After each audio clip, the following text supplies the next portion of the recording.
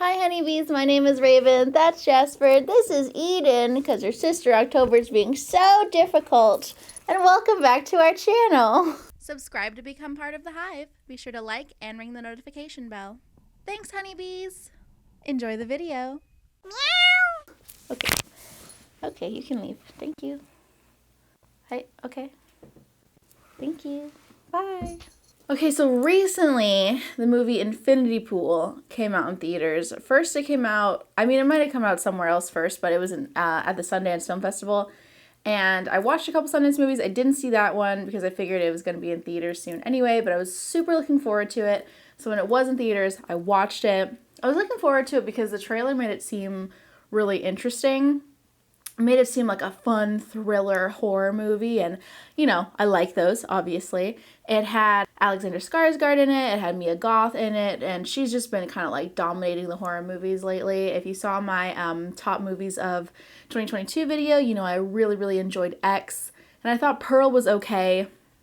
It wasn't bad, but it was in my top 30 anyway, so. And then I'm really looking forward to Maxine, the third in that trilogy, so she's been killing it. Alexander Skarsgård, it's not that I'm not like necessarily a fan of him, but he's like pretty good in everything he does, and I love Bill Skarsgård a lot because he played Pennywise, so I'm a fan of the Skarsgårds in general, I guess I could say. So I was really looking forward to seeing this movie because I thought it was, gonna be good.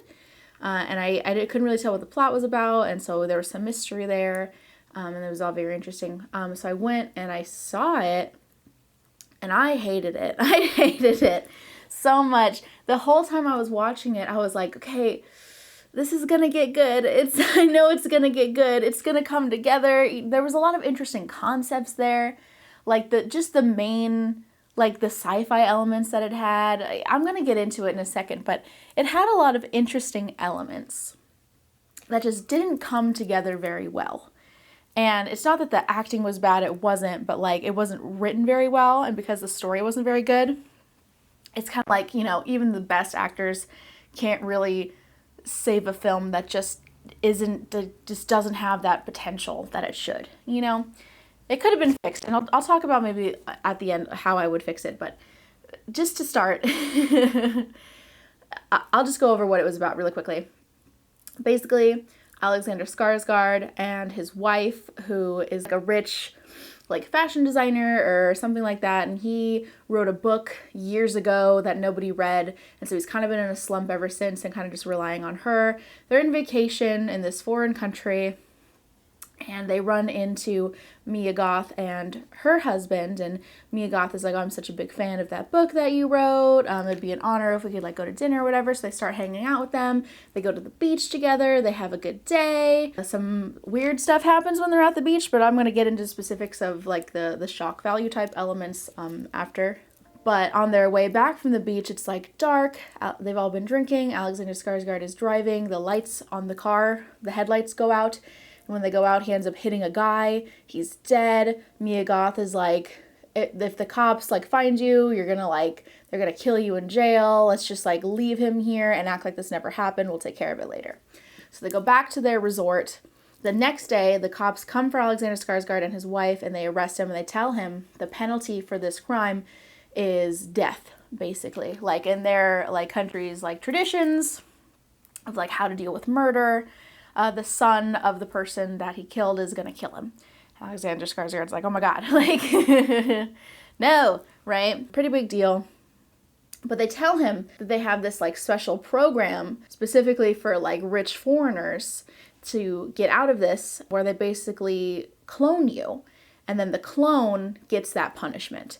They pay a bunch of money to clone Alexander Skarsgård, and the clone has his memories, so he feels like he's to blame. It's, it's basically just a perfect copy of him. And that version of him gets stabbed to death, and Alexander and his wife are forced to watch. I don't remember their names in the movie, so they're just going to be their actors' names, like I always do. And then he gets to keep the ashes of his clone. And his wife, obviously, is super freaked out by this. Alexander is kind of not super weirded out by it, which was kind of weird. I would have felt very icky. I don't know. It would have been really disturbing, but he seemed to not care that much at first. He kind of accepted it. And then he runs into Mia Goth again, who's like, hey, like, sorry that happened, but like, you know, now you know, like, the secret of this country. Turns out that they did the same thing and they've done it before. They were installing an infinity pool, one of Albin's designs. A little pervy with a glass bottom that you could look up into from the bar. But the plate split and fell off the crane and 2 workers were killed. The owner of the bottery put the blame on Albin, and so we were arrested. Penalty of death. And we made a discovery then that you have now discovered. A discovery? Are you upset? Maybe think of it as a gift.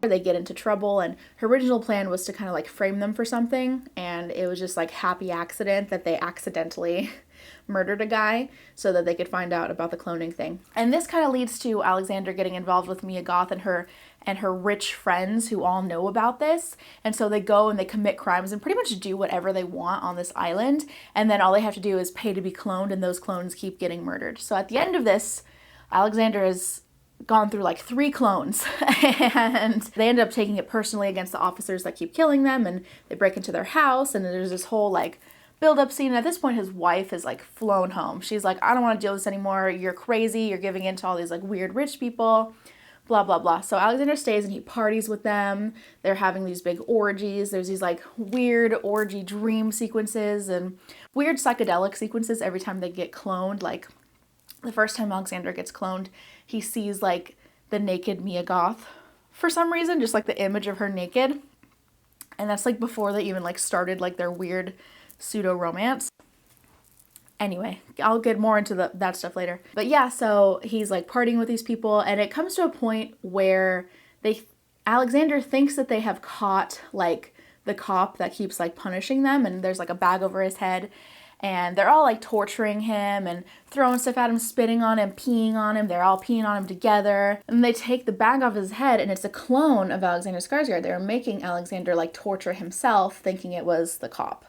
And he was like, that you're going too far, that's enough. But to all these other rich people, it's, you know, it's just a game to them, essentially. Everything, like, it doesn't care. As long as they can like just pay their way out of it, it doesn't matter what they do and how much damage that they cause. And Alexander, after this point, is just like, okay, I'm out of here. I don't want to do this anymore. So he tries to leave, and then they end up like stopping the bus to the airport, and they make him get out, and they're like, we're not done with you. And Mia Goth eventually reveals that he was basically just like a toy for them to play with on their vacation. She wasn't actually a fan of him. She didn't actually read his book, and they're just playing with him. They like, you know, psychologically torture him a little bit.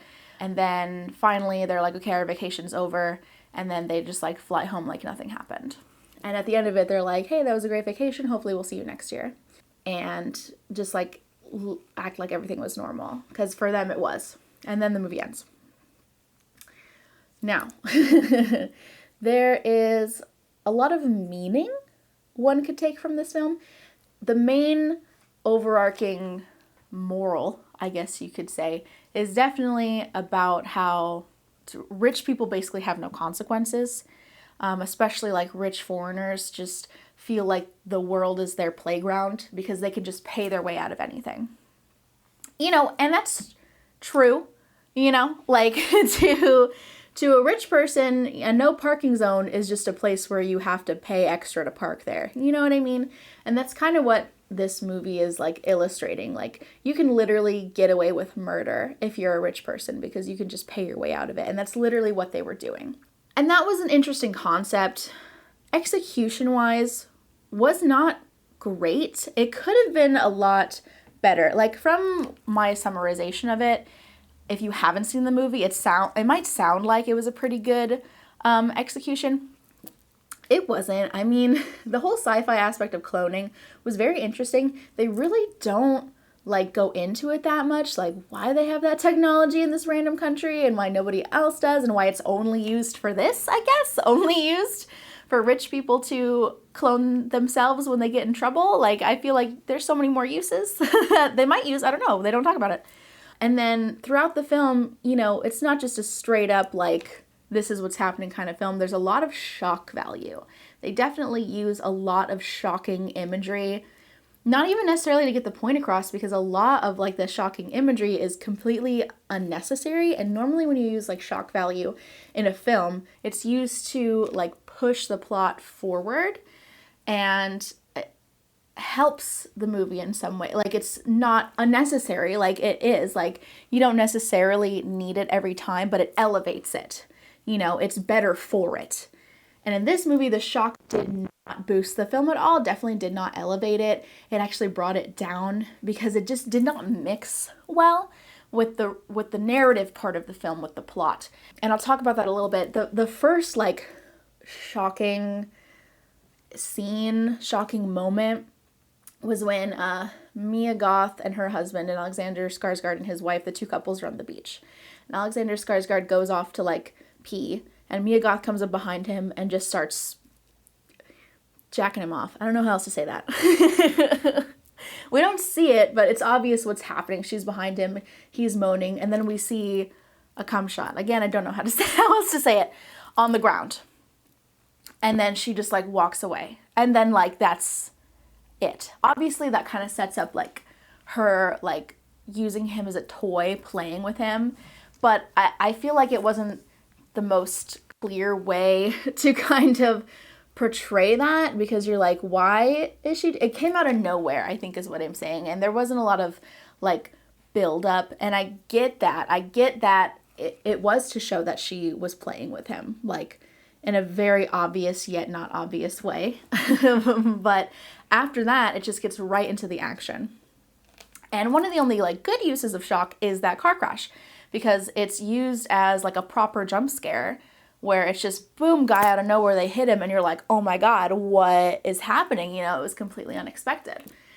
And that was good. That was like the only shocking part that was good, and the only part that worked, because we were kind of with the characters at that moment, where, you know, the two women are kind of dozing off in the back, and Mia Goth's husband is kind of asleep in the front, and Alexander Skarsgård is quiet, it's dark, he's just trying to get back to the resort, and then boom, car crash, oh my God, world's falling apart. And we all kind of feel the same way in that moment, and that was good, that was effective. Everything else, not so much. So like I mentioned with the cloning sequence, it was very like, you know, scary, panicky, this cop coming up to him after they're being held in this prison and saying like, okay, so you have to be killed for this. And, you know, that was all very like nerve-wracking. And then they get to that sequence and he's in this room that like fills with this goo. And then there's just like psychedelic flashing of lights, and Mia Goth is naked for some reason. She's not actually there. He's just seeing her. And it's like, why would he be seeing visions of naked Mia Goth in this moment? Like, why would that be happening? While he is being cloned. I don't know. It's not explained. And we don't really see these sequences of them being cloned again, even though they get cloned multiple times after this. So that was kind of like, why?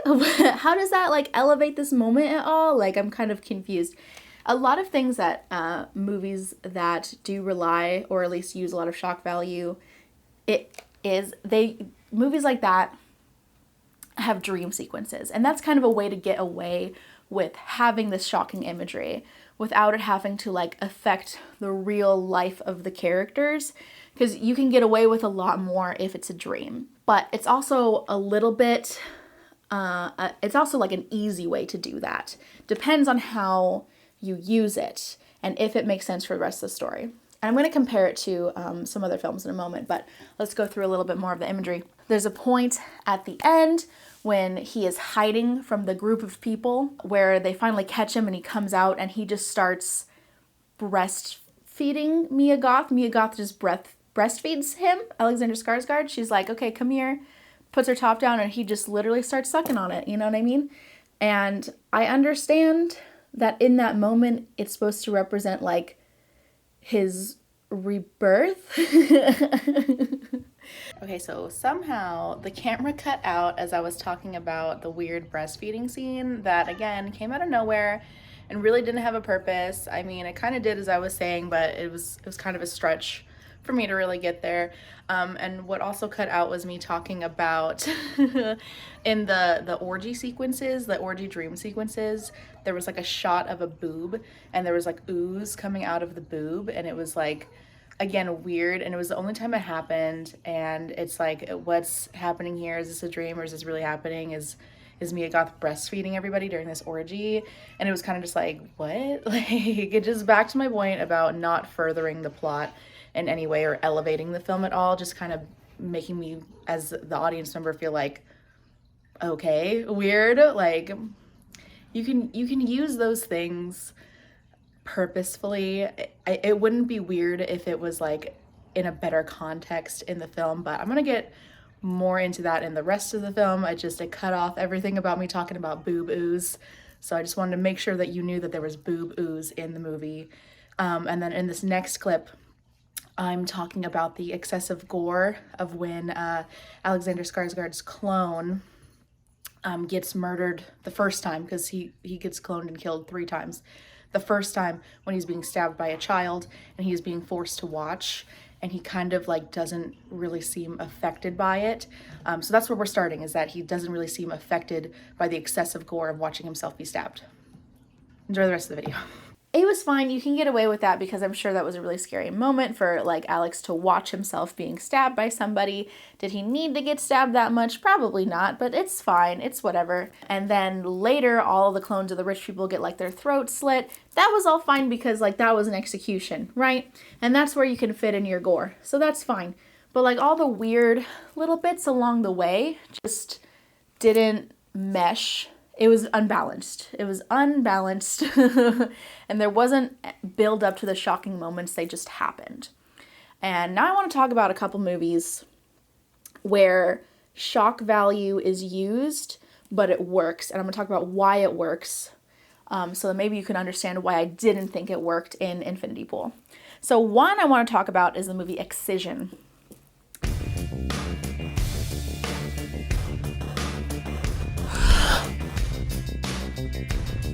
Can you contract an STD from having sex with a dead person? Go to your room. Excision is a movie I really like, and it's one of those movies that has a lot of dream sequences, and the main like shocking images of the movie and shocking sequences come in those dream sequences, but it makes sense because they happen often throughout the movie and they match with what is going on with the character, and it's our peek into her psyche because the movie is about her kind of losing control mentally. It's about this like teenage girl. I won't get into it too much. I do highly recommend it though, Excision. But this teenage girl who wants to be a surgeon, and she is just like very unstable mentally. And so her dream sequences is us watching that. Her being a surgeon, reaching into people's bodies and being in tubs of blood and things like that. It makes sense for us to peek into her mind because otherwise that's kind of hard for us to see, and it elevates it quite a bit. It's what makes it kind of a horror, and there's some real life horror in it, but those dream sequences help build it up for when it actually happens, for when she actually cuts somebody open. And it really helped in that way. It's a really good example of a movie that knows how to use its shock value and doesn't overuse it and only uses it to elevate or balance out the film. And it's in between the scenes of real life. So it's kind of like a pattern and it works. Another one I would say would be like Quentin Tarantino movies, I think, are a good example of movies that use shock value, but don't overuse it and use it in a way that elevates the film. So like Pulp Fiction, that whole movie is not shooting blood and gore and surprises, but there are a lot of surprises, a lot of shocking moments. That sexual assault scene on, I believe, Ving Rhames' character, the death of John Travolta. When he dies, you're like, oh shit, he's dead, you know? It's shocking, but it makes sense, and it all comes together narratively. And if every single scene had just some like weird, shocking thing, it wouldn't be as effective in that way. We wouldn't be surprised. That's the whole point of shock, isn't it? To be surprised in a good way. Same with like The Hateful Eight. There's a build-up there to the scene where we see all the people in the cabin before our main characters get there. That flashback scene where Channing Tatum's gang comes in and just kills all the people in the haberdashery. It doesn't come out of nowhere, but it's surprising because we're wondering what happened to these people. And there's little clues along the way that builds up to this big murder scene. And then just death and gunshots for the rest of the film, but it needed to wait, it needed to build up, it needed those quiet one-on-one scenes first to get there, and then you're like waiting for something and you know something's going to happen and then it happens. It doesn't just like, blood gore here to keep it interesting so that there's something to watch. You don't need that, right? If there's good dialogue, if there's good characters, if there's a good story, you don't need all that. So when you do use it, it makes it better. If that makes sense. In my mind, it does. Because I believe the Hateful Eight would have been good if it... I love the Hateful Eight, by the way. I think it would have been good without all the blood and gore, but building up to that, like, blood and gore scene, one, makes you understand the characters a lot more, because without that, it's kind of like... It just wouldn't have been as good, because now you know why everybody's there and how dangerous they are, because this whole time everybody's a stranger until this one scene where everything is revealed. And that's what makes it so good, because he saved it until the proper moment to show that shock, to show that gore. And I know a lot of people don't like Quentin Tarantino because he loves blood and gore, but he uses it so artfully. And Infinity Pool, I believe, is going for a similar thing where the shock is artful, artsy, I guess I should say. But they didn't do it right, because they just showed weird, gross, shocking things to make you go, ew, to make you go, that's weird. In a similar way that another movie that does that same thing, that shows shock for really not much purpose at all, Titane.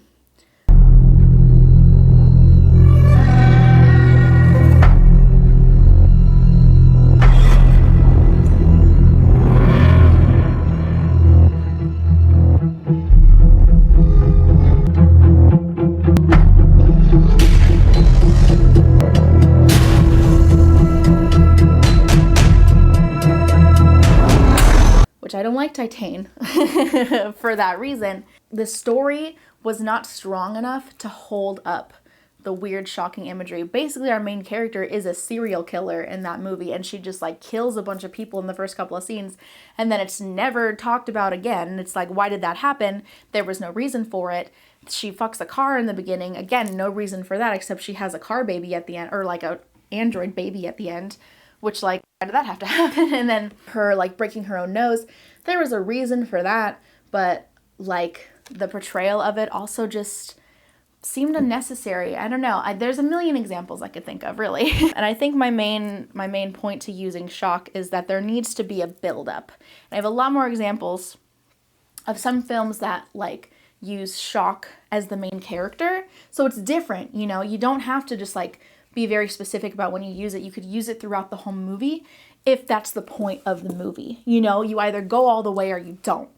And I think Infinity Pool, like, didn't understand that, because they didn't do enough to go all the way and make that shock the main character, so to say. But they used it too much for it to be, like, useful and sparing.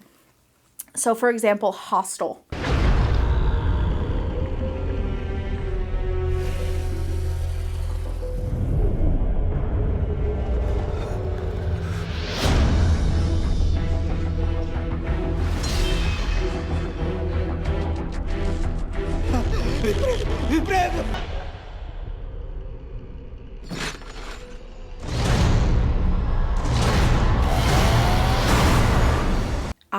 I think Hostel's a really great movie. Yes, it's disturbing. Yes, it is extremely shocking with its gore and its imagery and its themes, but it's consistently so. It's consistently disturbing and shocking. And it just gets, like, worse and worse, but better and better as a film as you go along. That's what it is. It's consistent, and it continues to build. And on top of it, has a very strong main character who carries this film, and a very interesting story, and a very interesting world building. You know, there's this organization where people pay lots of money to kill strangers in any way that they want. And they don't over-explain it, but they explain it just enough so that it makes sense. It's also kind of like a rich people doing whatever they want as long as they have money type of movie. And it does it a whole lot better than Infinity Pool, because it focuses on that a lot, but not too much. It focuses more on the victims that this organization is affecting. Infinity Pool doesn't do that. It focuses on the rich people, which is fine, but it didn't show us enough of that. It needed a little bit more of both sides, or a lot more of the only one side that they were showing. Hostel did that a lot. Balance. I'm going to say that a lot. Balance and build up. And Infinity Pool had none of that. Yeah, so that's really, I don't think I have anything else to say about it, really. I could list examples all day. Some more I've written down. Hereditary, Midsummer. Midsummer I'll talk about because that one's really great because the opening is pretty shocking. Not in like a blood and gore kind of way, but in what happens and how sad it is.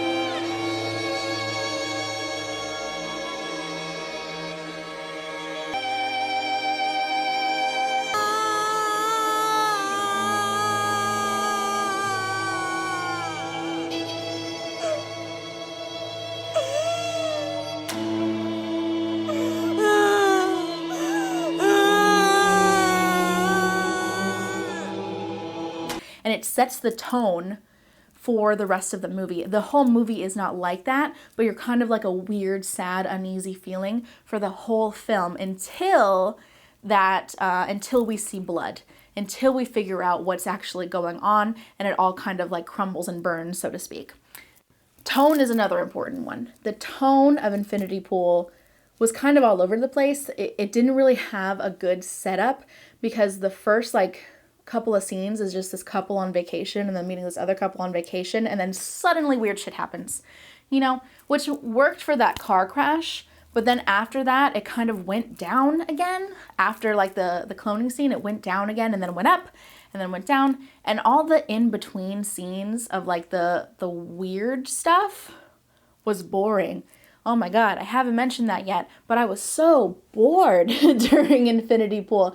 Even during like the weird, shocking orgy dream sequences and the torturing of the clone and I don't know, the boob ooze and the breastfeeding and the running away and the screaming. Mia Goth, I'll just say, she did really well for what she was given. She definitely portrayed crazy rich lady very well. Alexander Skarsgård, not so much. He was hard to read as a character. At the end, he kind of felt the panic where he's like, oh, I gotta get out of here. Up until that point, it seemed kind of strange to me that he just like gave into this stuff. I guess it makes sense a little bit because he wasn't actually the rich one in the relationship. He's kind of doing this all on his wife's dime. And he was like, yeah, I'm gonna party. But he agreed to like break into someone's house and like shoot and torture people like very quickly. Like, what kind of person were you before this vacation that you're just like, okay, yeah, I'll pee on this guy, I'll punch him in the face for no reason, I'll break into this house and like shoot people. You know what I mean? It's like, okay, something was fishy before that. Maybe this was something that was just waiting to come out. But I don't know, because we didn't get that. We didn't really get a buildup of his character. We didn't really know a whole lot about him other than that he was an unsuccessful writer. And his wife paid all the bills. So, I don't know. Anyway, sidetrack, that's a little bit I'll talk about the acting because nothing else is really remarkable. I was bored. I was bored and not entertained. I was just like, oh my god, it dragged, and I wanted it to focus. I wanted it to go further. I wanted it to focus on the sci-fi elements, on the crime, and the psychology of Alexander Skarsgård would have been great if we could kind of see like his downfall in a way that made more sense than what the movie showed. Because like I said, it was very quick and sudden, and then it was kind of like 180 immediately once he realized that the person he was torturing was his own clone. Then he was like, oh god, I gotta get out of here, this is fucked up. Like, that's the moment where you thought that this was fucked up, dude? Like, okay. That's when like you realize that you were the pawn, you know what I mean? Like Yeah, it is just, I don't know how to explain like why it was so boring other than what I already said, but because I'm sure it sounds weird and crazy if you haven't seen it, and it is, but not in an entertaining way at all. Like at all. I didn't like it. Long story short, I did not like Infinity Pool. I hope my explanation of why made sense, and comparing it to these movies, you can kind of see just in comparison how it should have been done and could have been done, because I do think it had a lot of potential. I think there was very interesting underlying points here, a very interesting message that they could have gone a lot farther with, that I wish they could have gone a lot farther with. This is the kind of movie where you either need to dial it back and make it a straight drama, or dial it forward and make it a weird psychological horror. I wouldn't call it either of those things. I don't really know what genre to put it in. It was more drama than anything. It wasn't thrilling enough to be a thriller. Again, I was bored. I was not thrilled. It was definitely going for that though. And it wanted to be horror, kind of psychological horror, but there was nothing horror about it. I was not scared at any moment. There was nothing to be scared of. I didn't really care about my character enough, the main character enough, to be scared for him. I feel like he deserved everything that he got. And honestly, I feel like he deserved more, because in the end, he got away with it. In the end, they all got away with it, which is saying something right there, I guess, but I don't know. And it needed that satisfying ending, like Hostel, where the guy who bought our main character and tried to torture him got his comeuppance. He got his fingers cut off and drowned in a drowned in a toilet. We wanted that, we needed that, and we got it. And we needed our main character to get away because he was so likable and strong, and he did, and it was great. Midsummer, putting her boyfriend in the bear suit and him being up on fire, satisfying, right? Because of the tone and the buildup of the whole movie, and the buildup to that specific moment was so intense, and the whole time you're just so uneasy and on edge until you get to that release at the end, and it's great and it's satisfying. There was absolutely nothing like that in Infinity Pool. And even with like sad endings, because Excision, like I mentioned earlier, has a sad ending where there's a peak to our main character dropping off mentally. It all comes to a head where she goes to a place where she just cannot return from.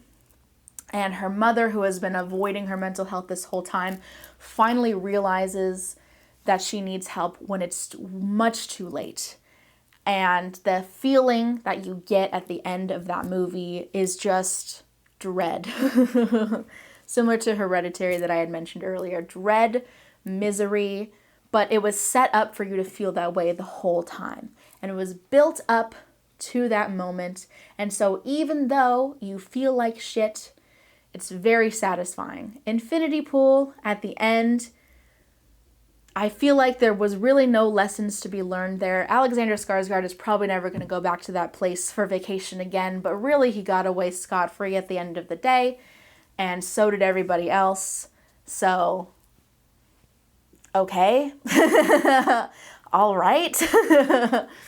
The tone was not even there and switched all the time, and so you didn't know how to feel or what to expect, but not in an interesting what's going to happen way, and kind of like a this is really going to have no resolve kind of way.